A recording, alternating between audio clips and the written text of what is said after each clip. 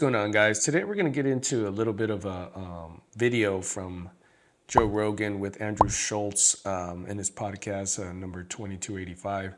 They get into a simple thing, a bit how to think through things when you're going through something. I thought it was pretty simple, and I want to play this video so we can kind of break it down a little and just kind of get into the power of the simplicity of what they're talking about, and when we're talking about mindsets. It's concern for them. Yeah, like, didn't you hire them, and weren't you paying them even before the club was open? Yeah, well, they were all unemployed out of L.A., so I said, listen, we're going to open up a club, we're going to find a spot, but you could start immediately. So, like, you just get paid, enjoy Austin, kick back, relax. We'll call you in about a year and a half. It was around 2 years. But you felt... Yes, but it didn't burden me. Got it. It wasn't like, oh, this is a heavy responsibility. It's like, this is smart. We could do this. This is the right thing to do. This way, we already have the best people that, got fired from the Comedy Store because the Comedy Store couldn't open because LA's retarded. Yeah. And so we got them all to come out here, and it's like, look, the right thing to do is to, like, pay them now, and we'll figure that out. We just had to figure out where the spot was. And essentially, Joe was opening up a comedy store in Austin during the pandemic, or right after California shut down everything comedy, and Joe moved down about a whole bunch of people and paid them a year and a half without the Comedy Store being open. So they're talking about all that transition and all that pressure and how Joe is basically handling it. That's what Andrew's asking him. And obviously, once we got the spots, like, this is going to be we're going to have to put some construction on this bitch and do a lot of shit, and it's going to take some months. So you knew it was going to take time. You're like, okay, I'm going to take care of them in the interim. But again, so you're not burdened by people feeling like they rely on you or anything. No, it doesn't bother me. No. If it burdened me, like if it was something where I was worried I was going to run out of money, like if I was like stretched real thin. Yeah. Fuck, there's so many people working for me. This is a problem. Like I gotta like figure something out. Yeah. But I'm not. So it's okay. It's like to decide what you think about in this life. What do you mean by that? Decide what you think about in this life. Are you going to do something that's going to change the way you feel about having a bunch of employees, or or are you not? Or are you just going to freak out about it? Like, decide what you think about things. Well, you see, and that's a mistake that a lot of us make. And it's part of, more complex counseling theory, coaching theory, cognitive behavioral theory. Essentially deciding where you're going to be focusing your mindset on. And a lot of times we are focusing on, what happened, how could this happen to me?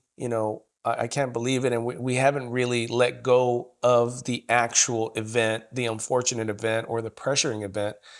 And we have resources stuck there because you haven't decided where you're going to focus the solution mindset. And I think as simple as what Joe is saying, it's still very hard. It's a discipline to do it, but let's continue hearing them break this simple mindset down and how free will is related to this. What are those two philosophies, like determinism and free will? Yes. Are you a huge free will guy? Do you believe in determinism at all? Will is real.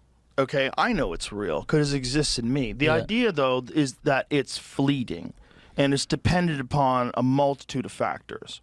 Your will is really dependent upon your hormone levels, your genetics, how much sleep you've had, what positive or negative experiences have shaped you in your life. There's a lot going on that like forces you into this position where you have to decide whether or not will is real. Yeah. But will's real. I believe it's real. It's 100% real. Yeah. Like, I know it's not determinism that makes David Goggins run harder than anybody else. It's will. Yeah. It's 100% will. His knees are destroyed. Yeah. It's only will that just gets you up off the couch if your knees are destroyed and you run a tidy 30 miles that day. Yeah. That's not determinism. Yeah. That's bullshit. If it was determinism, there'd be tons of those guys out there. There's only a small Cameron Haynes, small little fucking handful. Yeah. And that's an important part from deciding what you want to think about, is you have to believe that you do have free will, and that if you do decide to do something about it, that you can. And as simple as that is, guys, as many people that I've helped, and even including in my life, that's the first step towards changing your situation, towards letting go of what's going on, towards creating a new life for yourself. You got to let go of what happened and believing that will's real and will is real. Let's continue hearing what they have to say. Yeah. Of these like psychotic people who have incredible will, world champion fighters, you know, Gordon Ryan in jiu-jitsu. Like like Gordon Ryan works out every fucking day of the week, 365 days a year. It's a huge sacrifice. If you want to be really great at something, you kind of have to be out of your fucking mind, but you also have to have an iron will. Yeah. You don't want to work out every day. Yeah. There's going to be days you just want to eat cake and sleep. Yeah. But if you want to get past the guy who eats cake and sleeps, you don't eat cake and you don't sleep. Yeah. That's will, dude. That's will. There's your determinism can suck my dick because it's never, there's no just like accidental amazing people. Yeah. It's like, it's like a lot of similar stories. You know, single mom, started doing this and invented something when he was 18. Do they all come from trauma, you think? I think a lot of people that are hyper ambitious come from a shitty environment.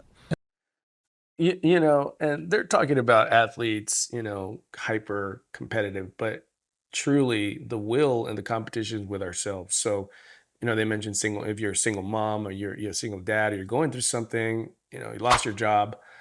You have to be in competition with yourself, and whatever you were doing before, you have to change things up. And it all starts with, just like they said at the beginning of the video, deciding where you want to think, solution focused thinking, or how could this happen to my life in disaster? Once you get to solution focused and doing something about it, then you have to believe that you do have free will, and we do.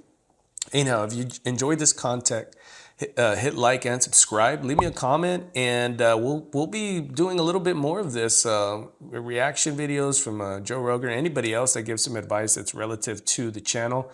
Anyway, thanks for stopping by, guys. Remember, people don't have ideas. Ideas have people.